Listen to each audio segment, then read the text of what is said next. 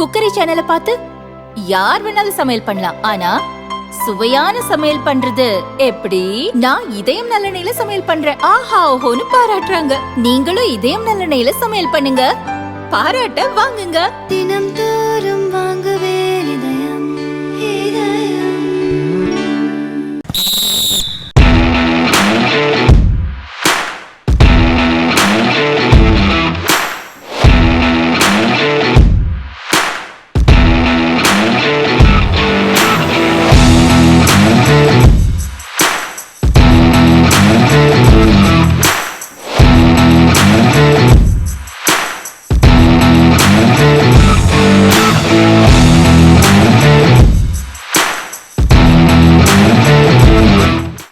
தமிழ்நாட்டில் ஏராளமான ஃபுட்பால் வீரர்கள் உள்ளனர். அவர்களின் திறமையை வெளிக்கொண்டு வர வேண்டும். தமிழக விளையாட்டு அமைச்சரும் இதில் கவனம் செலுத்தி நடவடிக்கை எடுக்க வேண்டும். ஃபுட்பாலிலும் ஏராளமான வேலை வாய்ப்புகள் உள்ளது. திறமையான கோச்சுகளுக்கு லட்சங்களில் சம்பளம் கிடைக்கிறது என ஐசிஎஃப் கோச் பார்த்தசாரதி கூறியுள்ளார். அனைவருக்கும் வணக்கம். என்னுடைய பேர் பார்த்தசாரதி துளசி. நான் ஒரு கிராஜுவேட் லயோலா காலேஜில் கிராஜுவேஷன் முடித்தேன். பிறகு இந்த ஸ்போர்ட்ஸு துறையால் எனக்கு ஜூனியர் நேஷ்னல்ஸ் ஆடினேன். ஜூனியர் நேஷ்னல்ஸ் ஆடின பிறகு எனக்கு ஐசிஎஃப்பில் வேலைவாய்ப்பு கிடச்சிது ஃபுட்பால் கோட்டாவில். அந்த வேலைவாய்ப்பு கிடைக்கும்போது நான் 1985 இந்த ஐசிஎஃப் நிர்வாகத்தில் ஜாயின் பண்ணி ஐசிஎஃப் நிர்வாகத்துக்கு கிட்டத்தட்ட ஒரு 14-15 வருஷம் ஃபுட்பால் ஆடினேன். ஆடி நேஷ்னல்ஸு சந்தோஷ் ட்ராஃபி ரயில்வேஸ்க்கும் தமிழ்நாட்டுக்கும் நிறைய வாட்டி ஆடிட்டு பிறகு 1998 வேர்ல்ட் கப் நடக்கும்போது எனக்கு ஒரு மனசில் ஒரு உத்வேகம் வந்தது, நம்ம ஏன் ஒரு பயிற்சியாளர் ஆகக்கூடாதுன்னு. அதனால் என்ஐஎஸ் பெங்களூரில் 1 இயர் படித்தேன். என்ஐஎஸ் முடிச்சுட்டு வந்த பிறகு திரு சண்முகம் அவர்கிட்ட அசிஸ்டன்ட் கோச்சாக ஒர்க் பண்ணேன். அவர்கிட்ட ஒர்க் பண்ணும்போது நிறைய எனக்கு எக்ஸ்பீரியன்ஸ் நிறைய கிடச்சிது, எப்படி டீம் மேனேஜ் பண்ணால் அதுன்னு. அந்த எக்ஸ்பீரியன்ஸ் வச்சு நான் ஃபர்தராக ஏஎஃப்சி கோர்சஸ்ன்றது ப்ரொஃபஷனல் கோர்ஸ். அது AFC C licence, B licence, A licence, இந்த 3 லைசன்ஸை முடித்தேன். முடித்த பிறகு எனக்கு தமிழ்நாடு டீம் கொடுத்தாங்க அண்டர் 21. ஃபஸ்ட்டு டைமே நான் தமிழ்நாடு டீமு முதல்ல அண்டர் 21 நேஷ்னல்ஸ் ஃபைனல்ஸ் வந்தது. அதுதான் ஃபஸ்ட்டு தமிழ்நாடு ஃபைனல்ஸ் ரீச் ஆகுது. அந்த மேட்ச்சு ரீச் ஆனதும் ஃபைனல்ஸில் நம்ம பெங்கால்கிட்ட லாஸ் பண்ணிட்டோம், ரன்னர் அப் ஆகிட்டோம். அதுக்கப்புறம் எனக்கு சீனியர் நேஷ்னல்ஸ் கொடுத்தாங்க சென்னையில் நடக்கும்போது 2008 நடந்தது. அப்போது நான் டீமை செமிஃபைனல்ஸ் கொண்டு வந்தேன். செமிஃபைனல்ஸ் கொண்டு வந்து கோவாக்கிட்ட லாஸ்ட் மினிட்டில் ஒரு பெனால்ட்டியால் நம்ம தோத்துட்டோம். இல்லைனா அந்த வருஷம் கண்டிப்பாக நம்ம சந்தோஷ் ட்ராஃபி ஜெயிச்சிருப்போம். அது மிகவும் அருமையான டீம் நான் செட் பண்ணேன்.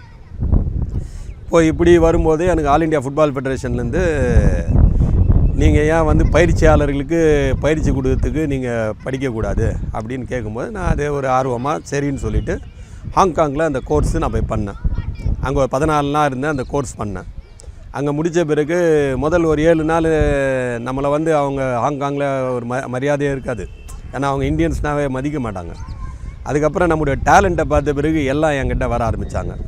அந்த 14 டேஸ்க்கு அப்புறம் எல்லோரும் ரொம்ப க்ளோஸ் ஆகிட்டாங்க. இன்ன வரைக்கும் அவங்க ரொம்ப குட் ரிலேஷன்ஷிப்பில் இருக்காங்க என்கிட்ட. பர்டிகுலரில் Hong Kong, China, Japan, Korea peoples, Bangladesh, Sri Lanka இன்ன வரைக்கும் என்கிட்ட கான்டாக்டில் இருக்கிறாங்க. அவங்க என்னுடைய டேலண்ட்டை பார்த்துட்டு அதுக்கப்புறம் என்ன பண்ணாங்க, ரெஃப்ரெஷர் கோர்ஸ், அந்த குரூப் அப்படியே ரெஃப்ரெஷர் கோர்ஸ் சைனாவுக்கு போனோம். சைனாவில் ஒரு 15 டேஸ் இருந்தோம். 15 டேஸில் சைனாவில் இன்னும் அட்வான்ஸாக கோச்சிங் எப்படி உலக தரத்தில் எப்படி நம்ம கோச்சஸுக்கு நம்ம எப்படி ட்ரெயின் பண்ணுறதுன்னு பெரிய கோச், உலகத்தில் இருக்கிற பெரிய கோச் கோகாமிங்கு, ஹோஸ்கிரீட்டு, அதுக்கப்புறம் மொர்தேசா மோசஸ்னு பெரிய இன்ஸ்ட்ரக்டர்ஸ், இவங்க கீழே நான் பயிற்சி எடுத்துகிட்டு சென்னைக்கு வந்தேன். சென்னைக்கு வந்த பிறகு எனக்கு இந்த கிளாஸை சி லைசன்ஸ் எடுக்கிறதுக்கான கிளாஸுக்கு ஒரு அசிஸ்டண்ட்டாக கொடுத்தாங்க. 2009 கொடுத்தாங்க.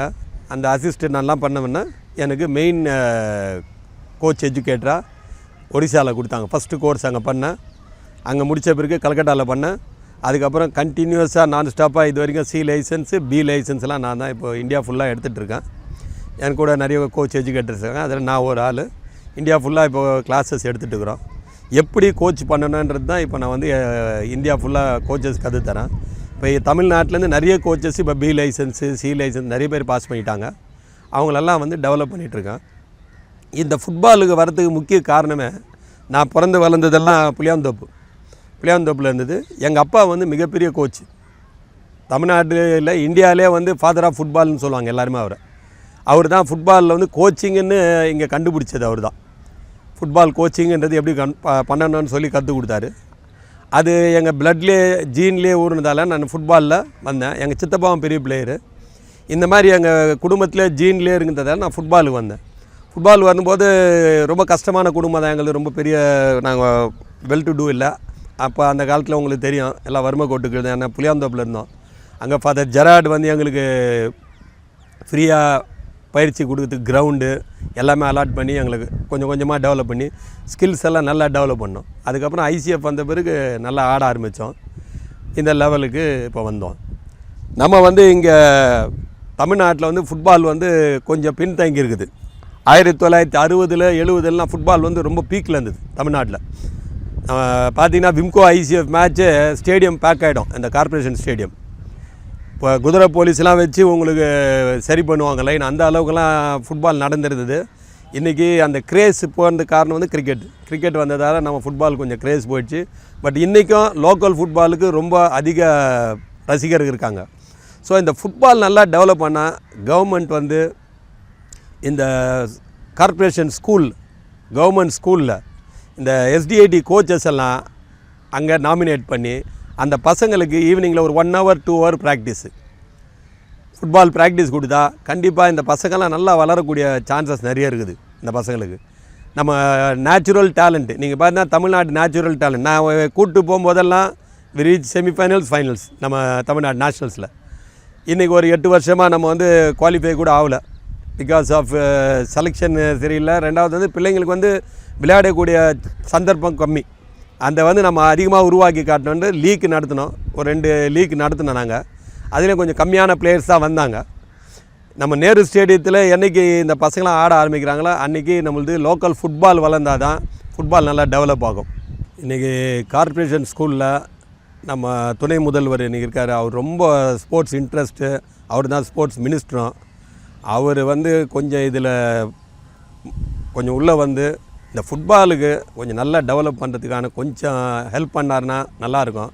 ரெண்டாவது கார்ப்பரேஷன் ஸ்கூலில் எல்லா துறையிலையும் இந்த எஸ்டிடி கோச்சஸை கொஞ்சம் அப்பாயின்ட் பண்ணி ஈவினிங்கில் ப்ராக்டிஸ்க்கு கொஞ்சம் அவர் பண்ணார்னா ரொம்ப நல்லாயிருக்கும். நாங்கள் ரொம்ப அதை வரவேற்கிறோம். அவர் பண்ணுவார்னு ஒரு நம்பிக்கை இருக்குது. ஏன்னா அவங்க பையனும் ஒரு பெரிய ஃபுட்பால் பிளேயரு, அவரும் ஆடியிருக்காரு. அதனால் இதெல்லாம் கொஞ்சம் அவர் எடுத்து இந்த ஃபுட்பாலை கொஞ்சம் நல்லா டெவலப் பண்ணார்னா இந்த லோக்கல் ஃபுட்பால் பிளேயர்ஸ் கொஞ்சம் நிறைய வருவானுங்க. அந்த பிளேயர்ஸ் வர ஆரம்பிச்சிட்டாங்கன்னா ஃபுட்பாலில் ஜாப் ஆப்பர்ச்சுனிட்டிஸ் வர ஆரம்பிச்சிடும். ஜாப் வந்துடுச்சுனாக்கா இந்த பசங்க அத்தனை பேருக்கு நல்ல ஒரு வாழ்வாதாரம் கிடைக்கும். இந்த ஃபுட்பாலுக்கு ஏன் நான் முக்கியத்துவம் தர சொல்கிறேன்னா, இன்றைக்கி ஃபுட்பால் வந்து இந்த உலக நாட்டில் வந்து ஒரு 250 நாடுகள் ஃபுட்பால் ஆடுறானுங்க. இந்த ஃபுட்பால் ஆடினா நம்மளோட பாடி கான்டாக்ட் கேம், ஃபிசிக்கலு மென்டலு எல்லாமே வந்து ஒரு பிளேயர் ப்ரிப்பேர் ஆகிறான். ஃபிசிக்கலாகவும் ப்ரிப்பேர் ஆகிறான், மென்டலாகவும் ப்ரிப்பேர் ஆகிறான். அதனால் வந்து இந்த ஃபுட்பால் வந்து அதிக ஆரோக்கியத்தை கொடுக்குது. ஆரோக்கியம் இல்லாமல் நல்ல ஒரு உத்வேகம். இன்றைக்கி பார்த்திங்கன்னா யூரோப்பியன் கண்ட்ரிஸ்லாம் இவ்வளோ ஆடுறாங்க. இன்றைக்கி நம்ம நாட்டில் ரொம்ப நலிஞ்சு போகுது கிராஸ் ரூட்டில் நம்ம வந்து இந்த டெக்னிக்ஸை நம்ம கரெக்டாக இந்த சின்ன பிள்ளைங்களுக்கு நம்ம கற்றுக் கொடுக்க ஆரம்பிச்சிட்டோம்னா நம்மளாம் ஒரு ஸ்பெயின் ஒரு இங்கிலாந்து மாதிரி வரும். நம்மளுக்கு வந்து பெரிய நாடு, நம்ம ஒரு காண்டினென்ட் மாதிரி வச்சுங்க. நம்ம ஒரு காண்ட மாதிரி தான் நம்ம வந்து நிறைய பிளேயர்ஸ் இருக்காங்க, நிறைய இளைஞர் இருக்காங்க. நம்ம ஐடென்டிஃபிகேஷன் ரொம்ப கஷ்டமாக இருக்குது. ஏன்னா கிராமத்தில் கோச்சஸ் ரொம்ப கம்மியாக இருக்காங்க. நீங்கள் பார்த்தீங்கன்னா நம்மளுக்கு 5 லட்சம் கோச்சு தேவைப்படுது. இப்போ நம்ம அட் ப்ரெசன்ட் நம்மக்கிட்ட இருக்குது 20,000 கோச்சு தான் இருக்கிறோம் இந்தியா ஃபுல்லாக. இந்த கோச்சில் ஆவரேஜை நம்ம இன்க்ரீஸ் பண்ணோம். ரெண்டாவது கிராஸ் ரூட்டில் அவனுக்கு எல்லா டெக்னிக்ஸை கற்றுக் கொடுத்து அந்த பசங்க வந்து இந்த சின்ன வயசில் 5 வயசுலேருந்து நம்ம ப்ராக்டிஸ் ஸ்டார்ட் பண்ணோம். 5லேருந்து அவன் 8 வயசில் கற்றுக்கிட்டு 8லேருந்து 12 மாஸ்டர் ஆகிடுவான். 18 வயசில் எல்லாமே ஆட்டோமேட்டிக்காக ஆகிடும். அந்த மாதிரி ஒரு லெவலுக்கு நம்ம கொண்டு போனோம். அதுக்கு நம்மளுக்கு வந்து ரெண்டாவது பார்த்தா பேரண்ட்ஸில் இது வந்து ரொம்ப இன்ட்ரெஸ்ட் எடுக்கணும். அவங்க பேரண்ட்ஸ் என்ன நினைக்கிறாங்க, எக்ஸாம் படிப்பு. இப்போ இந்த ஃபுட்பாலுன்றது ஒரு தொழில் மாரி ஆகிடுச்சு. இன்றைக்கி ஃபுட்பால் நீ ஆடினாக்கா காசு. இப்போது ஐஎஸ்எல் ஆனாக்கா 1 கோடி 2 கோடி 3 கோடின்னு வாங்குறாங்க. இன்றைக்கி ISL players I league players கோடியில் வாங்குறாங்க, லட்சத்தில் வாங்குறாங்க. இன்றைக்கி நல்ல ஃபுட்பால் ஆடினா கண்டிப்பாக நல்ல பணம் இருக்குது. இது ஒரு துறை, இது ஒரு தொழில்துறை, இது ஒரு ப்ரொஃபஷ்னலாக நம்ம ஃபுட்பால் வருது. அதனால் நம்ம என்ன பண்ணோம், ஃபஸ்ட்டு இந்த பிள்ளைங்களுக்கு கிராஸ் ரூட்டை நல்லா மாஸ்டர் பண்ணோம். இன்றைக்கி பார்த்தீங்கன்னா நம்ம 3 பாஸில் பாலை மிஸ் பண்ணுறோம். அந்த காலகட்டங்கள் போனோம். இன்றைக்கி பசங்க வந்து நம்ம ஆடுற பிள்ளைங்களை நம்ம கற்றுக் கொடுக்குற பிள்ளைங்க குறைஞ்சபட்சம் ஒரு 50 செகண்ட்லேருந்து 1 நிமிஷம் வரைக்கும் பால் வச்சுக்கிற அளவுக்கு நம்ம இன்றைக்கி நம்ம தயார் பண்ணோம் பிளேயரை. அதுக்காண்டி நம்ம வந்து நிறைய இந்த கோச்சஸ் வந்து நிறைய முயற்சி, நிறைய வேலைகள் செய்யணும். இப்போ எனக்கெல்லாம் இந்த சந்தர்ப்பம் கிடச்சின்னா கண்டிப்பாக தமிழ்நாடு ஒரு இந்தியா லெவலில் திரும்பி பார்க்க வைப்பேன். ரெண்டாவது இந்தியாவில் சான்ஸ் கிடைச்சாலும் இந்தியன் டீமை வந்து ஒரு பெரிய லெவலில் கொண்டு போகிறதுக்கான எனக்கு நிறைய உள்ள ஆர்வம் நிறைய இருக்குது, அதுக்கான திறமையாக இருக்குது. அதை நான் கண்டிப்பாக நான் செய்கிறதுக்கு முயற்சி செய்வேன். அதுக்கு கவர்மெண்ட் இவங்களாம் கொஞ்சம் ஒத்துழைக்கணும். எனக்கு வேண்டுமான சௌகரியம் செய்து கொடுத்தானா கண்டிப்பாக நல்ல பிளேயர்ஸை நான் டெவலப் பண்ணி காட்டுவேன். இப்போ மாடர்ன் ஃபுட்பாலில் இன்றைக்கி பார்த்தீங்கன்னா ஃபுட்பால் வந்து ப்ரொஃபஷனல் ஆகிடுச்சு. இப்போ நீங்கள் ஒன்றும் இல்லை, சாதாரண ஒரு டி லைசன்ஸ் நீங்கள் முடிச்சினாலுமே இப்போ விளையாடுற கேரியர் முடிஞ்சு போச்சு, அவனுக்கு வேலை கிடைக்கல, அவர் சுமாராக ஃபுட்பால் ஆடுறார், அவர் ஒரு டி லைசன்ஸ் பண்ணார்னா இன்றைக்கி ஒரு 20,000 ரூபாய் சம்பளத்தில் எந்தனா ஒரு கிளப்பில் போய் அவர் வேலை செய்யலாம். இன்றைக்கி அந்த மாதிரி ஆகிடுச்சு. சி லைசன்ஸ் பண்ணாக்கா 25-30,000 ரூபாய் சம்பளம் வரும். பி லைசன்ஸ் பண்ணால் ஒரு 50,000 ரூபாய் சம்பளம் வரும். ஏ லைசன்ஸ் பண்ணால் 1,00,000 ரூபாய் சம்பளம் வரும். இன்றைக்கி அந்த மாதிரி ஆகிடுச்சு. அதனால் விளையாடி முடித்த பிறகு அவருக்கு அடுத்த ஸ்டேஜுக்கும் ஃபுட்பாலு இன்றைக்கி இருக்குது. நீங்கள் கோச்சிங் முடிச்சிங்கனாக்கா உங்களுக்கு இவ்வளோ சேலரி இருக்குது. ஃபுட்பால் ஆடுறீங்க, நல்ல ப்ரொஃபஷ்னல் பிளேயர் ஆகிட்டிங்கன்னா உங்களுக்கு லட்சத்தில் கோடியில் சம்பாதிக்கலாம். அந்த மாதிரி இன்றைக்கி ஃபுட்பால் வளர்ந்துருக்கு. நம்மளுக்கு என்ன மெயின் ப்ராப்ளம், நம்ம தமிழ்நாட்டிலேருந்து ஒரே 2 பிளேயர் தான் ஆடுறான். இன்றைக்கி பார்த்தீங்கன்னா நந்தகுமார்னு ஒரு பிளேயர் ஆடுறாரு, இன்னொருத்தர் வந்து எட்வின் ஒரு பையன் ஆடிட்டு இருக்கிறான். இவங்க தான் ஆடுறாங்க இன்றைக்கி டாப் லெவலில். அடுத்த ஸ்டேஜ் பசங்க இன்னும் வரல. இந்த அடுத்த ஸ்டேஜ் பசங்களாம் உள்ளே வந்தால் தான் ஐஎஸ்எல் ஐ லீக் ஆட வச்சா தான் நம்ம பசங்க வெளியில் தெரிவாங்க. நான் ஃபஸ்ட்டு ஸ்கூல் பசங்க காலேஜ் பசங்களை கூப்பிட்டு ஐ லீக் 3rd டிவிஷன் ஆடணும்.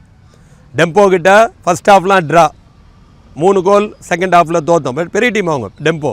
நம்ம ஸ்கூல் காலேஜ் பசங்களை வச்சுட்டு மகாராஷ்டிரா டீம் மில்டன் டீமை ஜெயித்தோம். அந்த டீமை ஜெயித்தோம். மிச்சம் இன்னொரு டீமை ட்ரா பண்ணோம், ரங்ஜெட்டை ட்ரா பண்ணோம்.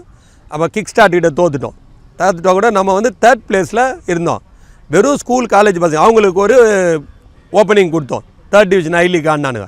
இன்றைக்கி அந்த பசங்க எல்லாம் வந்து ரொம்ப சந்தோஷமாக இருக்காங்க. எங்களை 3rd டிவிஷன் ஆட வச்சிங்க. இங்கே தமிழ்நாட்டு பசங்க ஆடணும், அதுதான் என்னுடைய ஆசை. நம்ம வெளியே இருந்து பிளேயரை கூப்பிட்டு வந்து ஆடணுன்னு எனக்கு இது இல்லை. நம்ம தமிழ்நாட்டு பசங்க ஐ லீகு ஐஎஸ்எல்லாம் ஆடணும், அதுதான் என்னுடைய இது. அதுக்கான முயற்சிகள் நான் செய்துகிட்டே இருப்பேன். ஃபுட்பாலில் வந்து நிறைய ஜாப் ஆப்பர்ச்சுனிட்டிஸ் ஆகிடுச்சு. பர்டிகுலராக பார்த்திங்கன்னா கவர்மெண்ட்டில் வந்து இப்போ நீங்கள் நல்லா ஆடுறீங்கனாக்கா SDAT sports development authority of தமிழ்நாடுன்னு ஒரு இது இருக்குது. அதில் நீங்கள் ஜாயின் பண்ணலாம். அதில் எல்லாமே கவர்மெண்ட் வந்து ஃப்ரீயாக பண்ணுறாங்க. ஃப்ரீ சாப்பாடு, அவங்களுக்கு தங்கறதுக்கு இடம், அவங்களுக்கு எஜுகேஷன் எல்லாமே கவர்மெண்ட் எடுத்துக்குது. அது இல்லாமல் இப்போ நம்மளுடைய துணை முதல்வர் விளையாட்டுத்துறை மந்திரி வந்து இன்றைக்கி என்ன அனௌன்ஸ் பண்ணியிருக்காருன்னா, வேலை வாய்ப்பில் 5% வந்து விளையாட்டுக்கு தரத்துக்கு ஓகே பண்ணிட்டார். இன்றைக்கி ஒரு 3-4 நாள் முன்னாடி அனௌன்ஸ் பண்ணார். இன்றைக்கி ஸ்போர்ட்ஸ்மேனுக்கு அந்த ஆப்பர்ச்சுனிட்டி கொடுத்துருக்காரு. இவ்வளோ சதவீதம் வந்து ஸ்போர்ட்ஸில் இருந்தாக்கா அவனுக்கு அப்பாயின்மெண்ட் கொடுக்கணும்னு சொல்லி அவர் கொடுத்துட்டாரு. இவ்வளோ நம்மளுக்கு இருக்குது. கவர்மெண்ட் நிறைய ஹெல்ப் பண்ணுறாங்க. பட் இதில் என்னென்னா பிளேயர்ஸுங்க வந்து முழு மனதோடு வந்து விளையாடணும். ஃபுல் ஹார்ட்டடாக ஆடினாங்கன்னா கண்டிப்பாக நம்மளால் நிறைய அச்சீவ் பண்ண முடியும். தமிழ்நாட்டில் அவ்வளோ டேலண்ட் இருக்குது. இன்றைக்கி செஸ்ஸில் அடித்த எல்லாமே தமிழ்நாட்டு பசங்க தான். ஒலிம்பியாட் அடித்தவங்க அத்தனை பேர் தமிழ்நாடு பசங்க. ஃபுட்பாலில் அதை விட நார்த்து மெட்ராஸில் எடுத்திங்கன்னா ஃபுல்லாக ஃபுட்பால் பிளேயர்ஸ் தான். அருமையாக ஆடுற பசங்க வெளியே வரமாட்டாங்க. நாகேஷ்னு ஒரு பெரிய பிளேயர் இருந்தார். அவர் வந்து அவருடைய டேலண்ட் அவருக்கே தெரியாது. அவர் வந்து 82 ஏஷியன் கேம் செலக்ட் பண்ணி அவர் கேம்பில் வச்சுருக்காங்க. அவர் அந்த சூழ்நிலை அவரால் ஒத்து வர முடியல, விட்டுட்டு சொல்லாமல் வந்துட்டார். அவர் அன்றைக்கி போயிருந்தார்னா இன்றைக்கி இந்தியாவில் பெரிய பிளேயர் ஆகிருப்பார். ஒரு பீலே மாதிரி அவர் ஒரு பெரிய பிளேயராக வரதுக்கான சான்ஸ் இருந்து. அவருடைய திறமை அவருக்கு தெரியாமல் அவர் திருப்பி இங்கே வந்துட்டார். அதே மாதிரி நார்த்து மெட்ராஸில் நிறைய பசங்க இந்த இடத்த விட்டு போக மாட்டாங்க. அவங்களுக்குலாம் வந்து ஒரு கான்ஃபிடென்ஸ் கிடைக்கணும், வெளியே போய் ஆடணும். வெளியே போய் ஆடினா தான் நான் வெளியே தெரிவேன்றது அவனுக்கு தெரியணும். அந்த மாதிரி நார்த்து மெட்ராஸ்லேருந்து போனது தான் நந்தகுமார். அவன் எல்லாமே விட்டுட்டு அப்போ போய் ஆடி இன்றைக்கி இந்தியாவுக்கு ஆடுறாப்புல, இன்றைக்கி இந்தியன் சீனியர் டீமில் ஆடுறாப்புல ரொம்ப டாப்பில் ஆடுறாரு. அதெல்லாம் ஒரு நம்மளுக்கு ஒரு பெருமை. நம்ம நார்த்து மெட்ராஸ்லேருந்து ஒரு பிளேயர் போய் ஆடுறான்னா ரொம்ப பெருமை. அவன் திறமையை அவனுக்கு தெரிஞ்சு அவன் வளர்த்துக்கிட்டான் அவளை. அந்த மாதிரி நிறைய பிளேயர் நார்த் மெட்ராஸுக்காராங்க, அவங்கெல்லாம் வந்து வெளியே போகிறதுக்கு பயப்படுறானுங்க. இப்போ இங்கேருந்து ஒரு அதர் ஸ்டேட்டு அதர் டிஸ்ட்ரிக்ட் போய் ஆகிறதுக்கு பயப்படுறானுங்க. அந்த பயத்தை போத்துக்கிட்டு அவங்களுக்கு வந்து இதெல்லாம் இருக்குது ஃபுட்பாலில், இவ்வளோ நீ விளையாடினா இவ்வளோ வருமானம் இருக்குதுன்னு நம்மளுக்கு அதை தெரிஞ்சுக்கிட்டாலுமே அவன் விளையாட ஆரம்பிச்சிருவான். என்னோடய பேர் குரு. நான் வந்து ஐசிஎஃப் ஃபுட்பால் டீமில் இருக்கேன். என்னோடய கோச் தான் துளசி கோச். ஸோ நான் வந்து 2011 ஜாயின் பண்ணேன்.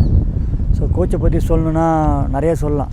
கோச் வந்து எங்களுக்கு ஒரு எப்படி சொல்கிறது, ஒரு ஒரு பேரண்ட்ஸுக்கும் மேலே தான் சொல்லலாம். ஏன்னா நாங்கள் இந்த அளவுக்கு இங்கே இருக்கோம், ஒரு கோச்சாக இருக்கோன்னா அது எங்கள் கோச் தான் காரணம். ஸோ 2011 நான் ஜாயின் பண்ணேன்.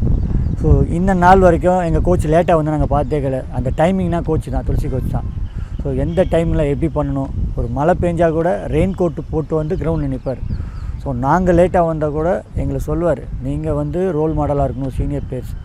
ஸோ அதே மாதிரி எங்கள் டீமில் இருக்க சீனியர் பிளேயர்ஸ் எல்லாமே கோச்சுக்கு இன்ன வரைக்கும் அந்த ரெஸ்பெக்ட்.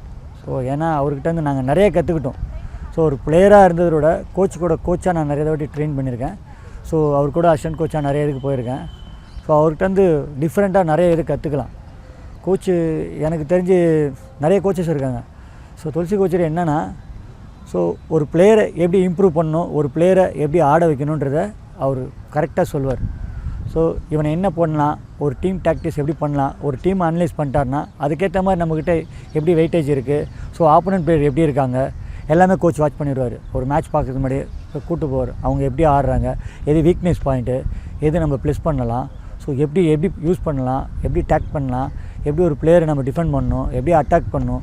ஸோ எல்லாமே ஒன்று கற்றுக் கொடுப்பாரு எங்களுக்கு. நாங்கள் போகும்போதெல்லாம் அவர் மட்டும் தனியாக போகாமல் எங்களை கூப்பிட்டு சொல்லுவார். ஸோ விங்கில் ஓப்பனாக இருக்குது, நம்ம என்ன பண்ணணும், விங்கில் ப்ரெஸ் பண்ணணும், டிஃபெண்டிங் அவங்க டைட்டாக இருக்காங்க, நம்ம டிஃபெண்டிங் என்ன பண்ணணும், அட்டாக்கிங் டாஸ்டிங் பண்ணணும். ஸோ அந்த மாதிரி நிறைய விஷயத்தை எங்களுக்கு கற்றுக் கொடுத்துருக்காரு. ஸோ எங்களுக்கு வந்து எப்படி சொல்கிறது, ஒரு கோச்சுன்ற ஒரு ஃப்ரெண்டு மூலிமா பக்கத்தில் உட்காந்துக்க வந்து சின்ன சின்ன விஷயத்தெல்லாம் எங்களுக்கு நிறைய விஷயம் சொல்லி கொடுத்துருக்காரு. ஸோ நான் இப்போ வந்து நான் ஒரு பிளேயராக இருந்து ஒரு கோச்சாக ஆகிறேன்னா அது கோச்சோட பார்த்து தான். ஸோ அவரை பார்த்து நம்ம அவரை மாதிரி ஆகணும்னு ஒரு இதில் தான். ஸோ லைசன்ஸ் நான் டி லைசன்ஸ் பண்ணியிருக்கேன், சி லைசன்ஸ் பண்ணியிருக்கேன், 6 weeks NAS பண்ணியிருக்கேன், level 1 கோல் கீப்பிங் பண்ணியிருக்கேன். ஸோ எல்லாமே அவரோட கைடன்ஸில் தான். ஸோ இப்போ நான் ஒரு புழல் எஃப்சின்னு சொல்லிட்டு ஒரு கிளப்பில் ஒரு அண்டர் 17 கோல் கீப்பிங் கோச்சாக இருக்கேன். ஸோ எல்லாமே இது எங்கள் கோச்சோட இது தான். ஸோ நிறையா பேருக்கு லைஃப் கொடுத்துருக்காரு ஐசிஎஃப்பில்.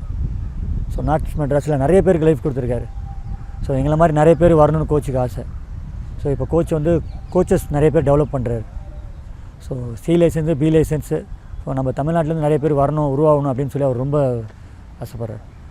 ஸோ நெக்ஸ்ட் லெவல் போகிறதுக்கு பசங்களுக்கு ஒரு நல்ல வாய்ப்பு கொடுப்பார் கோச். தேங்க்யூ. என் பேர் டேவிட், ஏடிபி கிளப்பில் கோச்சாக இருக்கிறேன். நான் ஃபஸ்ட்டு ஐசிஎஃப்பில் அப்பாயின்மெண்ட்டு, இப்போ துளசி கோச் தான் எனக்கு அப்பாயின்மெண்ட் போட்டாங்க. இந்த கிளப்பு வந்து உருவாக்குனதே வந்து மிஸ்டர் துளசி கோச் தான். இந்த கிளப்பு உருவாகி ஒரு 10 வருஷம் ஆச்சு. ஃபஸ்ட் ஆஃப் இந்த அட்மார்பிஷன் இந்த கிளப்பை வந்து ஒரு டெவலப் பண்ணணும், யங்ஸ்டர்ஸ் டெவலப் பண்ணணும்னு சொல்கிறனால, ஒரு அகாடமி ஸ்டார்ட் பண்ணணும்னு சொன்னனால துளசி கோச் வந்து ஃபஸ்ட் ஸ்டார்ட் பண்ணாங்க. இப்போ எங்கள் அகாடமிலேருந்து துளசி கோச் ஸ்டார்ட் பண்ணதுலேருந்து ஒரு பார்த்திங்கன்னா ஒரு சப்ஜூனியர், ஜூனியர் நேஷ்னல்ஸு, லைலா காலேஜில் free admission, school free admission, இது மாதிரி வந்து ஒரு நிறையா அட்மிஷன்லாம் கிடச்சிருக்கு. இதெல்லாம் ஒரு கிடைச்சது பார்த்திங்கன்னா இந்த துளசி கோச்சால் தான். ஏன்னா அந்த பிளேயர்ஸ் எல்லாம் வந்து ரொம்ப டெவலப் பண்ணுறது, இது பண்ணுறது. எனக்கு கோச்சாக இருந்தார். இப்போ வந்து ஒரு அகாடமி வந்து 50-60 பசங்க வச்சு கோச் பண்ணிகிட்ருக்கோம். யார் வேணாலும் வந்தாலும் இங்கே கோச் பண்ணுவார். அந்த மாதிரி ஒரு நல்ல பெஸ்ட்டு கோச். இப்போ அவர் வந்து இந்த கிளப்பு உருவானதுக்கு காரணமே ஏடி பாரசாரதி, அவர் ஏடி பி துளசி தான். அவர் வந்து எங்கள் கிளப்பில் வந்து எங்கள் கிளப்பில் பார்த்திங்கன்னா 60 பசங்க இருக்கிறாங்க. 60 பசங்களும் பார்த்திங்கன்னா எல்லாம் சென்னை எஃப்சி பெரிய பெரிய கிளப்புக்கெலாம் ஆடுறாங்க. அந்த ஒரு வாய்ப்பெல்லாம் ஏற்படுதுன்னா இந்த கிளப்புனால தான், இது துளசி சாரால் தான் நட முடியும்.